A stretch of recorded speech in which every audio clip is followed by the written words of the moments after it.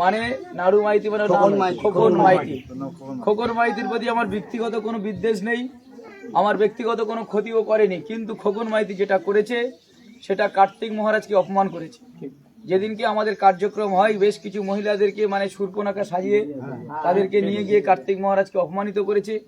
তারা কার্তিক মহারাজকে অপমানিত করার ষড়যন্ত্র করেছে এবং আমাদের বেশ কিছু কার্যকর্তাদের দোকান ভাঙচুর করা, জরিমানা তোলা, এই কাজটা সবচেয়ে সর্বাধিক যদি কেউ করে থাকে সেটা খোকন মাইতি করেছে। সেই জন্য খোকন মাইতির বিষয়ে যদি খোকন মাইতির দোকান খোলে আর এরিয়ায় ঢোকে তাহলে ও আলোচনা করে আলোচনা সাপেক্ষে ওকে ঢুকতে হবে, নাক্ষর দিয়ে ঢুকতে হবে।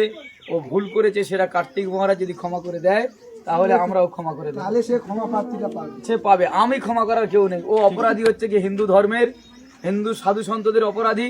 সেই জন্য যে হিন্দু সাধু সন্তকে অপমান করবে তার কিন্তু গোসবার মাটিতে, ইভেন আগামী দিনে বাসন্তী এবং ক্যানিং এর মাটিতে কোনো জায়গা আমরা দেব না। ঠিক আছে? সেই জন্য সবাই আমার একসঙ্গে বলবেন, হিন্দু হিন্দু ভাই ভাই, হিন্দু হিন্দু ভাই ভাই, দুনিয়ার হিন্দু ভাই ভাই, দুনিয়ার হিন্দু ভাই ভাই, জয় শ্রীরাম, জয় শ্রীরাম, জয় শ্রীরাম, জয় শ্রীরাম।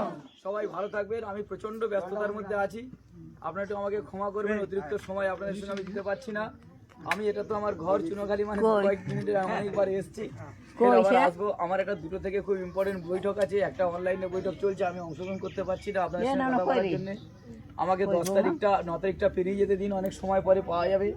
আবার এসে আমি প্রত্যেকটা বুঝে বুঝে যাবো, প্রত্যেকটা মানুষের কাছে যাব। আমরা কিন্তু ছেড়ে পালিয়ে যাওয়ার লোক নয়, আমরা প্রত্যেক মানুষের সুখ দুঃখ শুনবো এবং আমরা একটা আপনি সমস্যা বলবেন, আপনার জলের সমস্যা, কারেন্টের সমস্যা, রাস্তার সমস্যা, আপনার অন্য কোনো সমস্যা, সেই সমস্যা বলবেন।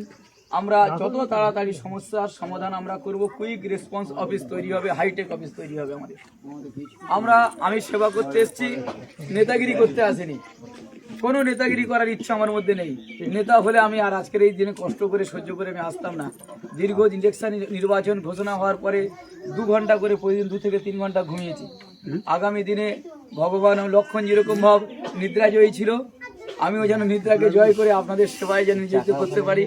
এই করতে করতে যেন আমার জীবন অবসান হয়, আপনাদের সেবায় নিয়োজিত থেকে এই আশীর্বাদ আপনাকে আমাকে করবেন।